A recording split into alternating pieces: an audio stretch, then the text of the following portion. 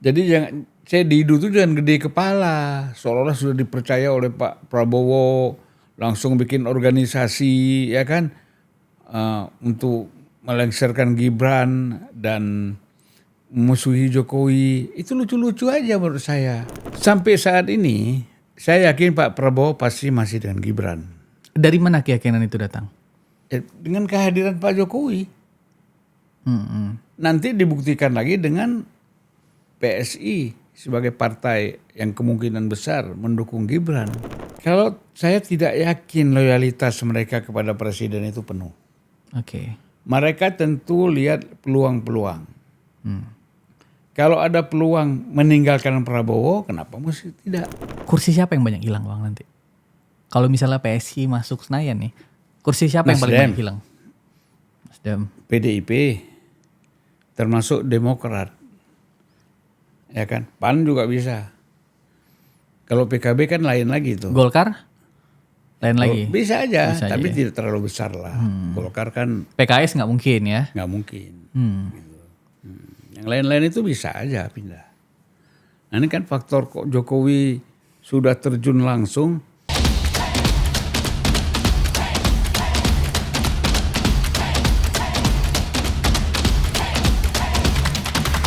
Oke, halo teman-teman Retorika Show. Kembali lagi bersama gua Belmondo dan hari ini kita bersama abang kita, kebanggaan kita, panutan kita, dan aku adalah adiknya Bang Zulfan Lindan. Ya. Selamat datang, Bang. Selamat datang. Sehat, Bang? Aku mau nyanyi dulu boleh? Silakan, Bang. Satu bait dulu, Bang. Ya. Belmondo. Udah cukup. Oh, cukup. Oke, mantap. Kita bahas yang lagi rame nih, Bang. Ya. Sama seperti kebiasaannya Pak Prabowo yang memang kita tahu dia senang ngumpulin orang. Dia kemarin ngumpulin media, dia kemarin ngumpulin tokoh-tokoh agama, kemarin ngumpulin akademisi-akademisi, dan bahkan terakhir dia mengumpulkan tokoh-tokoh yang dalam tanda kutip katanya tokoh-tokoh kritis. Nah, Bukan kritis. Tokoh anti Jokowi.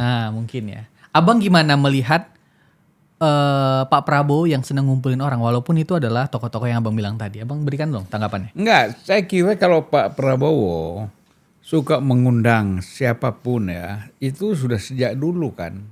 Sejak dia Kopassus, sejak dia Pangkostrat, bahkan sejak dia kalah pemilihan wakil presiden bersama Megawati, terus kemudian 2014, sebelum 2014 itu kan kelompok-kelompok anggota gerakan 98 siapa aja diundang, dan saya beberapa kali ikut tapi pertemuannya di kantor DPP Gerindra di Ragunan. Jadi kalau buat saya Pak Prabowo suka mengundang-undang itu aneh. Cuman yang diundang ini jangan GR. Kita udah 3 kali juga diundang ke Hambalang. Oh, abang udah 3 kali ya. Tapi semuanya kan pembicaraan off the record. Ya itu biasa-biasa aja lah presiden ngundang masyarakat kan, kelompok masyarakat itu biasa.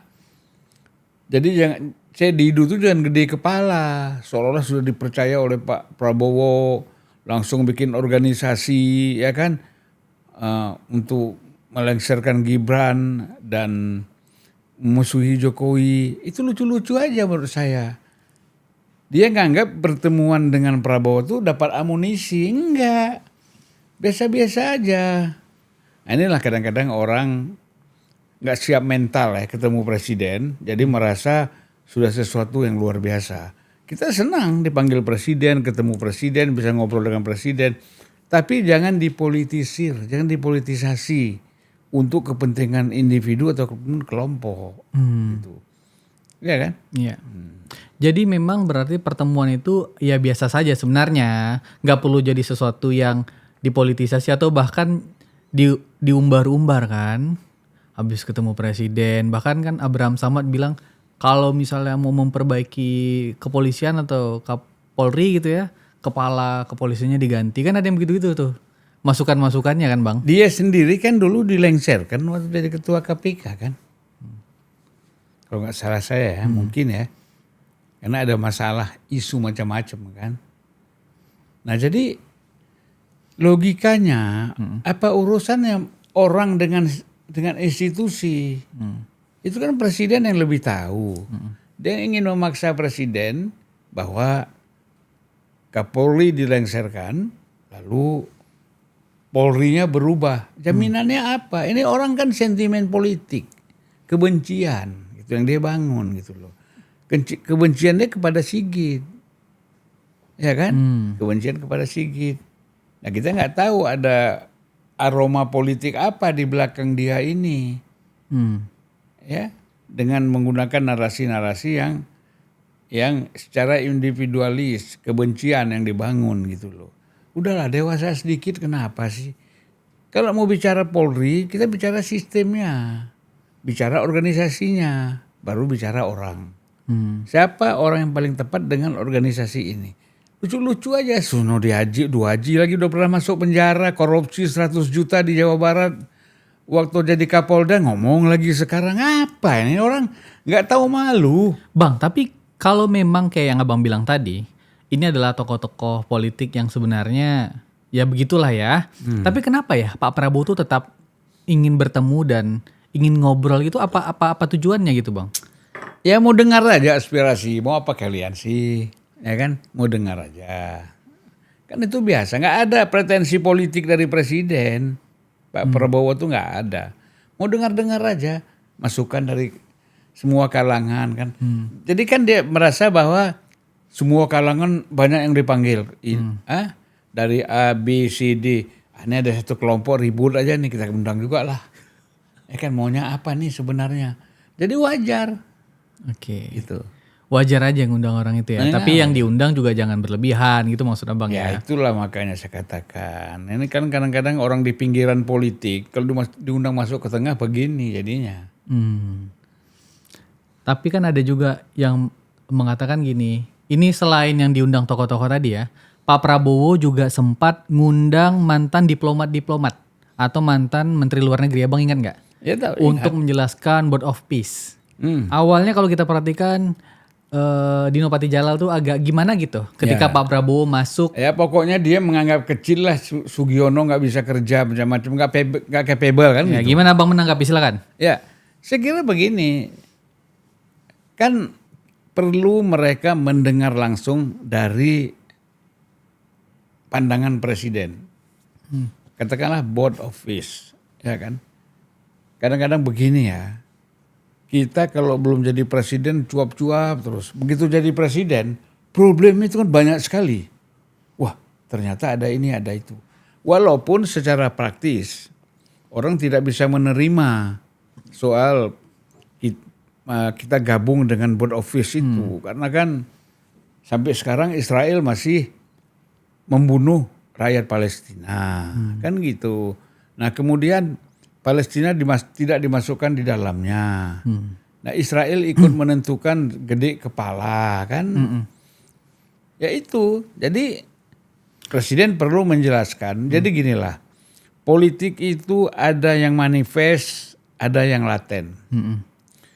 Yang laten kita melihat presiden itu, yang manifest kita melihat bahwa presiden masuk di dalam Board of Peace. Tadi yang latennya kan pasti ada. Dan ini tidak mungkin dong. Yang laten ini sangat strategis, taktis. Kalau presiden menyampaikan kepada semua orang nggak strategis lagi, nggak taktis lagi. Apa sih ada? Nah ini yang tahu mungkin orang-orang dekat. Apa Menhan, Pak Dasko, Sugiono, Seknek, sama Teddy barangkali. Nah gitu kan. Yang tahu tentang yang sifatnya rahasia gitu ya. Rahasia begitu. Nah, jadi kalau saya sih nggak mau cepat komentar. Mau lihat dulu. Ya kan. Karena kan fokus kita ini Amerika ini sedang sibuk menyusun kekuatan bersama Israel untuk menyerang Iran. Nah, kita lihat berani nggak Amerika Israel menyerang Iran, ya kan? Iya. Tapi sebelum masuk itu kita balik lagi dulu ke politik, abang tarik pula ke Iran belum selesai. Iya, lagi. inilah kau. Bang, tapi fenomena menarik yang muncul bang, setelah Pak Prabowo punya kebiasaan ngumpulin orang itu, pikirannya berubah loh bang. Kayak Dino Patijalal awalnya nggak setuju, atau meragukan itu keputusan Board of Peace, setelah selesai dia kayaknya itu pilihan yang tepat, kira-kira begitu. Nah, ini kan juga berlaku sama kepada tokoh-tokoh politik yang dalam tanda kutip kritis atau tidak suka pada Jokowi kayak yang mau bilang tadi. Apakah pikiran mereka juga akan berubah, Bang? Atau beda segmen yang mungkin para diplomat pikirannya berubah karena ada penyampaian hal-hal penting. Tapi kalau tokoh-tokoh politik ini apa pikirannya berubah, Bang? Diplomat kan mengerti bahasa diplomasi, diplomatis, ya kan? Kalau pakai teorinya Marx, Mantap. diplomasi itu kan dialektika, pakai teori dialektika kan, tesa, antitesa, sintesa. Diplomasi kan mesti gitu. Jadi kalau kita masuk ke dalam sebuah blok kekuatan, ya kan, itu kan menjadi tesa dan antitesanya seperti apa, hasilnya apa yang kita dapat. Ini panjang ini, permainan-permainan seperti ini panjang. Nah, sekelompok orang melihat karena mendukung, tentu saya juga begitu, pendukung Palestina, ya kan, dan kita bukan hanya simpati, bahkan siap berkorban misalnya ya, tapi dalam diplomasi politik lain lagi, gitu loh. Jadi dan kita bisa berdebat soal ini gitu, bisa berdebat untung ruginya, ya kan. Kita jangan melihat negara kita semuanya seperti Iran. Rakyatnya siap, senjatanya siap, pemimpinnya apalagi. Pokok semuanya siap lah ya. Siap semua mereka. Oke Bang, kalau diplomat dia oke lah. Dia bisa merubah karena banyak penjelasan atau hal apapun. Sehingga mereka juga penting lah berkomunikasi dengan baik. Pertanyaan aku nih ke tokoh-tokoh politik kritis tadi loh Bang.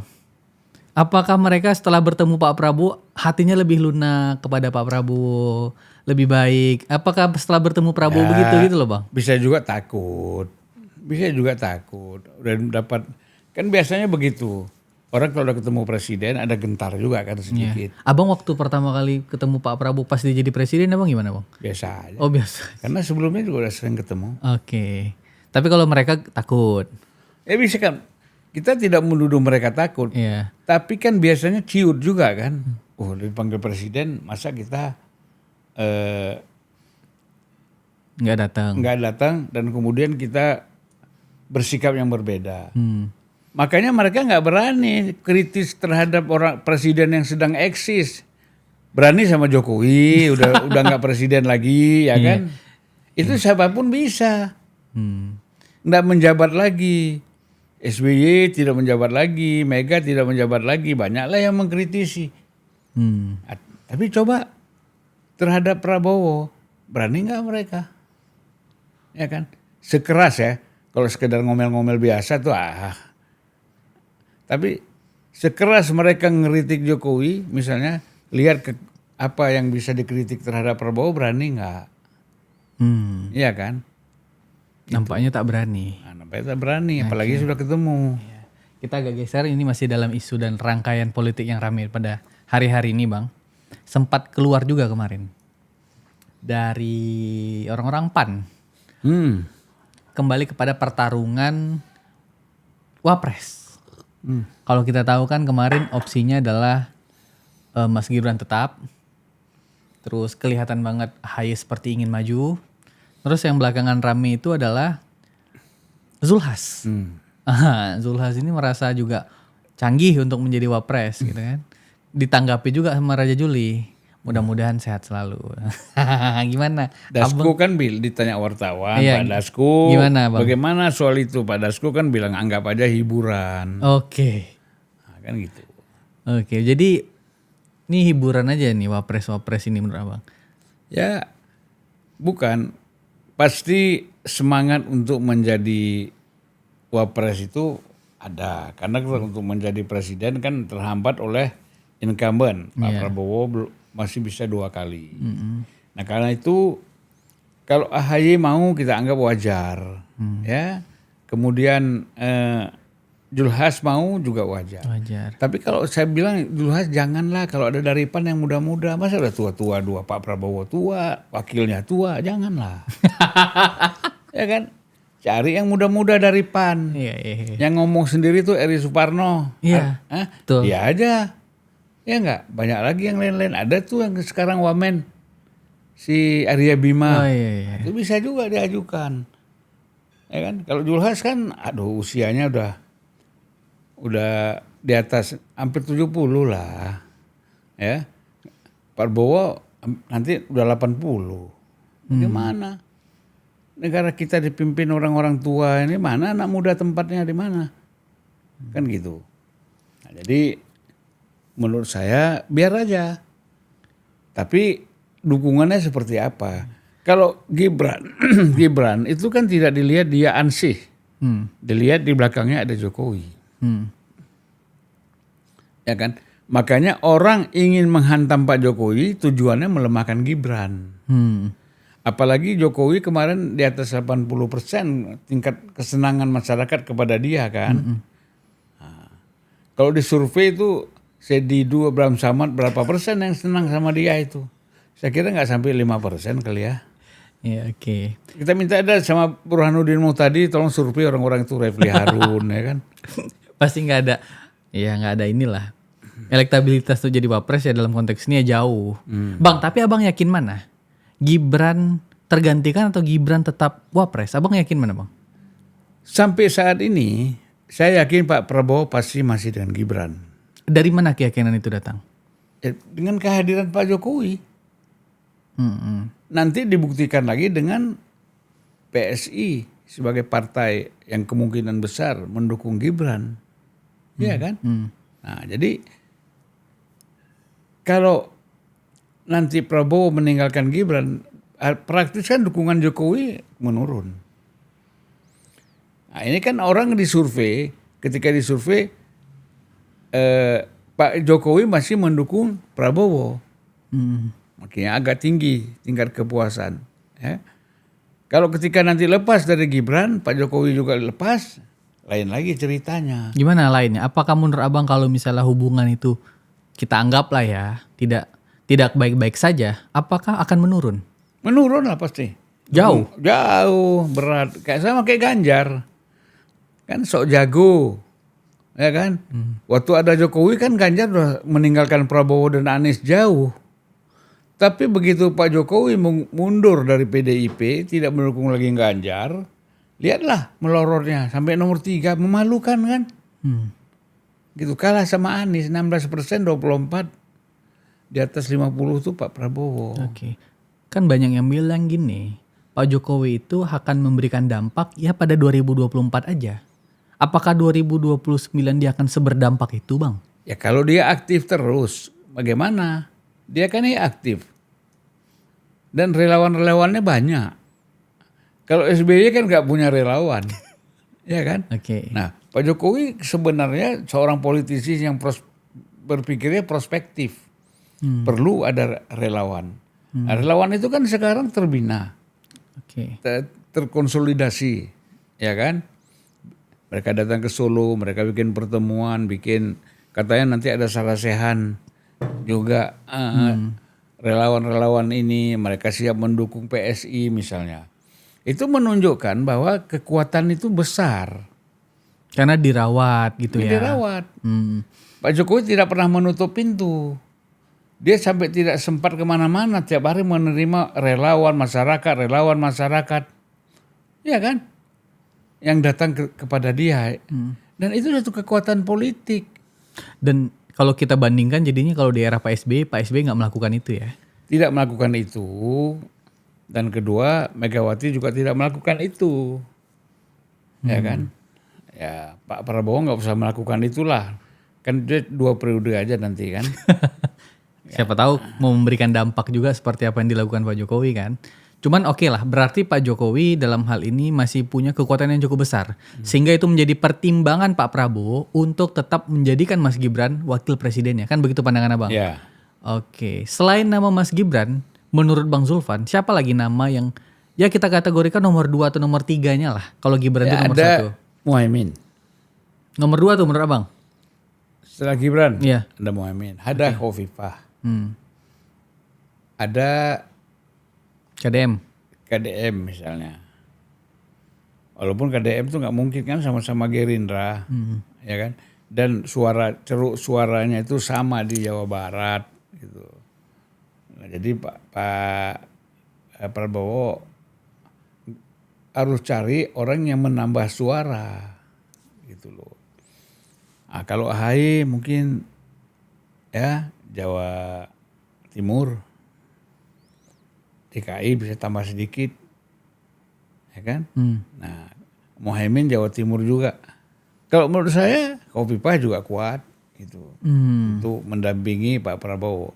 Tapi sampai saat ini belum bisa mengalahkan dominasi Gibran. Walaupun dihantam sana sini, diejek sana sini, ini orang lupa.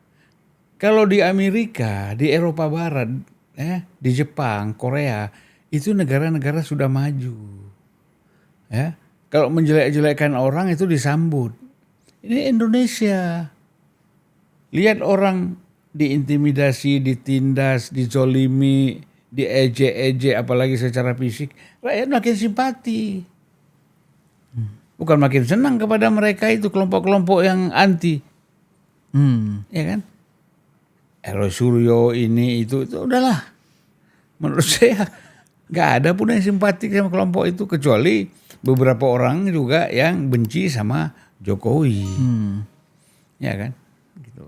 Bang, kalau kita juga bicara tentang presiden atau wapres, partai politik ini kan pasti diuji juga kesetiaannya kepada Pak Prabowo.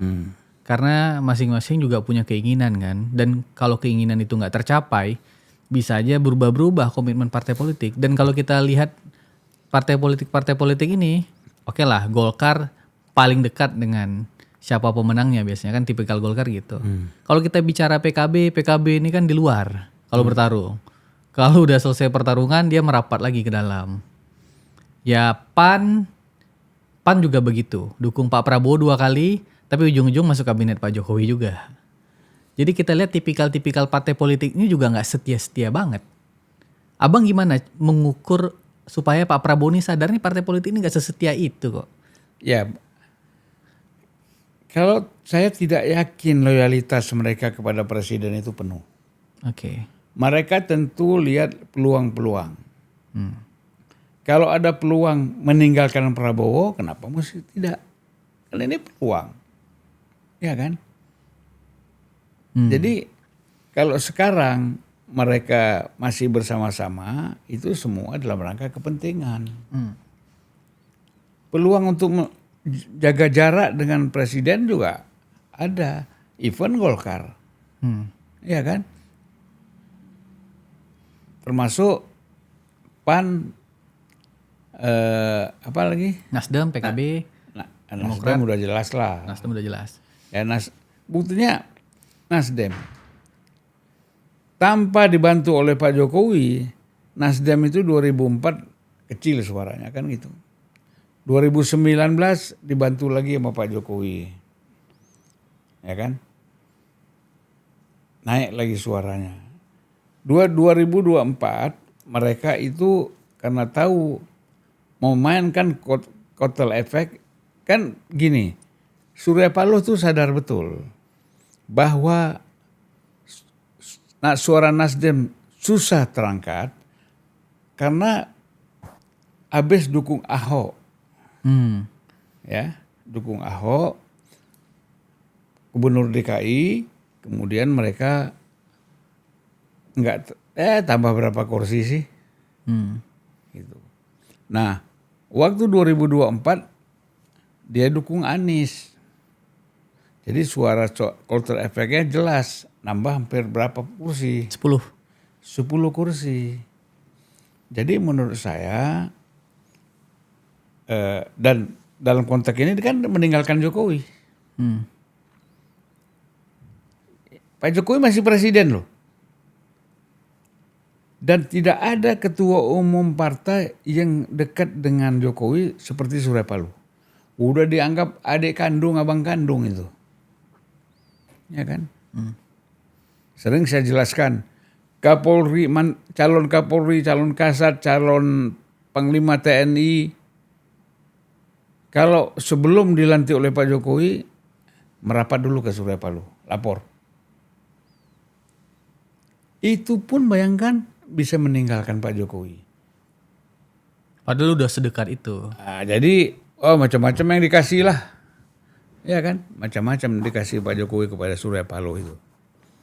Nah, dengan Pak Prabowo juga seperti itu. Karena apa saya katakan tidak ada loyalitas yang terlalu kuat.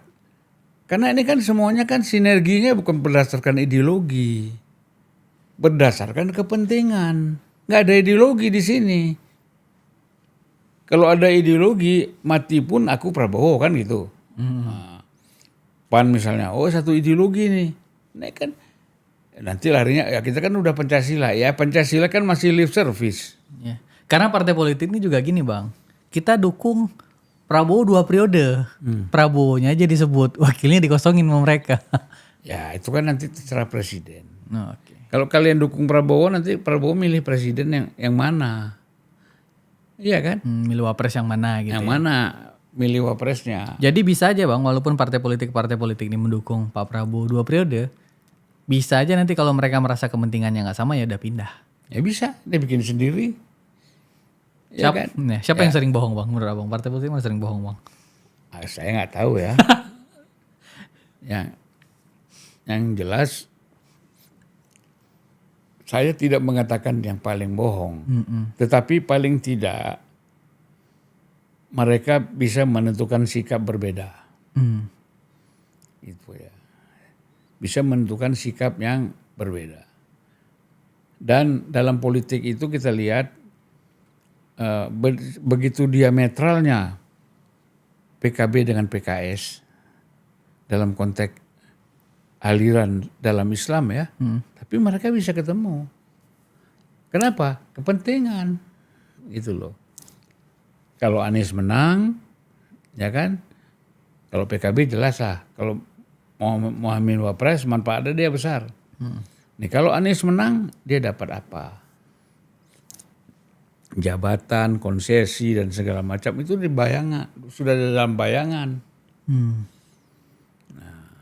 Jadi selama koalisi itu tidak berdasarkan ideologis, rapuh. Nggak ada itu ya? Rapuh. Oke. Hanya soal waktu aja. Oke, ini kita bicara tentang kotel efek karena tadi Abang bahas itu. Pas Pilpres 2024, orang banyak membayangkan kalau Pak Prabowo menang, Gerindra juga akan menang di parlemen. Tapi nyatanya Gerindra hanya berada di urutan ketiga. Ya. Urutan pertama tetap PDI, walaupun waktu itu kehilangan 18 kursi, tetap nomor 1. Yang kedua Golkar, menjadi urutan kedua. Yang ketiga Gerindra. Nah, Abang gimana menjelaskan efek ini terhadap partai politik? Ya pertama saya mengatakan bahwa kotel efek terhadap Gerindra ada. Ya, artinya walaupun nomor 3 tapi kan naik. Persentasenya naik kan. Jumlah kursi juga naik gitu loh. Nah, karena jarak antara PDIP dengan Gerindra itu jauh sekali. Jadi nggak mungkin dia bisa melompat gitu. Dapat segitu tuh udah bagus gitu menurut saya ya. Nah, dan satu lagi yang repotnya pemilihan kita kan antara DPR dengan presiden itu kan satu waktunya kan. Nah, orang banyak terkonsentrasi kepada presiden. Sedangkan untuk DPR itu diserahkan kepada caleg-caleg. Ada caleg yang populer yang dikenal masyarakat, itulah yang bisa meraih suara. Itu. Nah, jadi sehebat apapun kita, punya uang, punya TV, punya apa semuanya, kalau calegnya sontoloyo nggak dipilih orang juga. Itu juga kekuatan sejati di lapangan tuh ya caleg itu maksud Abang. Tapi periode kedua bisa nggak Bang peringkat 1? Gerindra ini kan masih peringkat 3 nih. Kalau misal Prabowo maju lagi, bisa nggak lompat ke 1 dia? Ragu saya. Paling nomor 2 lah. PDI tetap nomor 1 ya? Ya, jadi karena konsentrasi PDIP itu di situ. Itu sepengalaman abang Ya, pas dekat dengan Bu Mega. konsentrasi kan. Kecuali nanti kalau PDIP punya calon yang bagus, yang kuat untuk maju sebagai capres dan wapresnya bagus, ya mereka bisa naik lagi dari sekarang. Kemudian punya caleg-caleg yang bagus juga, itu mereka bisa naik lagi. Karena kalau saya lihat kan masyarakat nih nggak peduli sih dengan apa ijazah Jokowi keluar dari PDIP, itu enggak. Unik itu pemilihan DPR kita, yang dia itu bukan partai, figur calegnya siapa yang komunikatif dengan mereka. Di samping juga ada main bayar-bayar kan. Itu wajar di politik di Indonesia kita tuh biasa, gimana mau dihindari. Ini juga Bang, fenomena 2024 ini Bang, masih terkait dengan partai politik. Karena Bang juga adalah senior lah dalam membangun partai politik. Salah satu keberhasilan Abang membangun Nasdem. Yang aku mau tanyakan tuh Bang, kemarin kan itu P3 juga kehilangan kursi di Senayan. Hilang tuh dia dari radar tuh hilang. Dan Demokrat di 2024 tuh hilang 10 kursi. Pertanyaanku, apakah Demokrat bisa atau mungkin bernasib sama seperti P3 hilang dari peredaran Senayan? Karena P3 aja udah hilang gitu. Walaupun kita tahu 99, 98 ini kan P3 nih partai Islam terkuat. Makanya kan mereka dukung calon presiden yang salah. Satu, bertahun-tahun di bawah antara pendukung P3 dengan PDI itu nggak pernah sinkron. Ya kan? Di elitnya memang betul. Bisa bersalaman, duduk bersama kan. Tapi di bawah bagaimana? Ya kan? Nah mereka mungkin udahlah kita pilih PKB aja.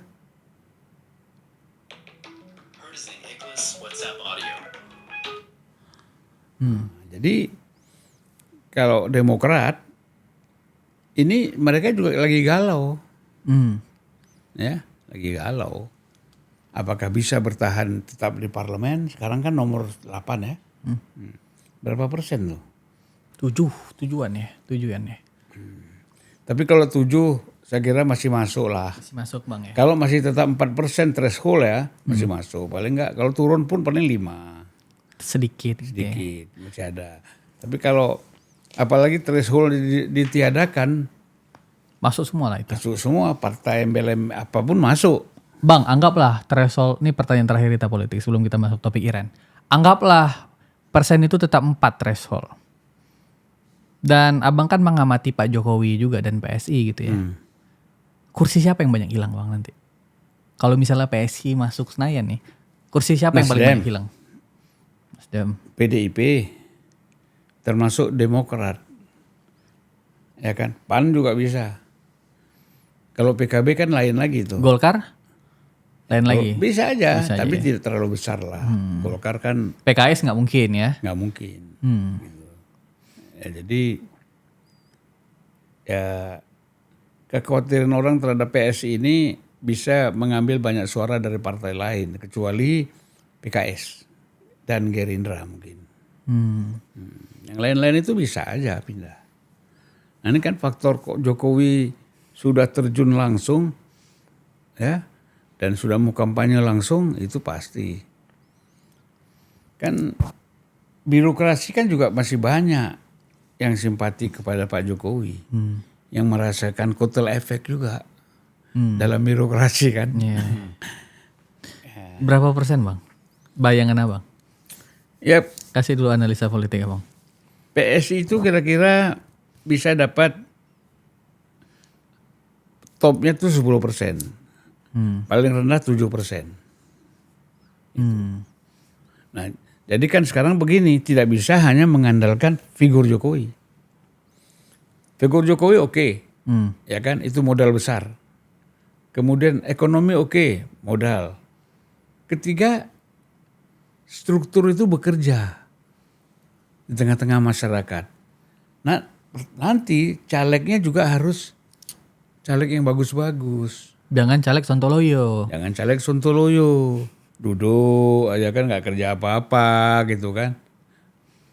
kumpul-kumpul, tapi ke masyarakat nggak pernah turun.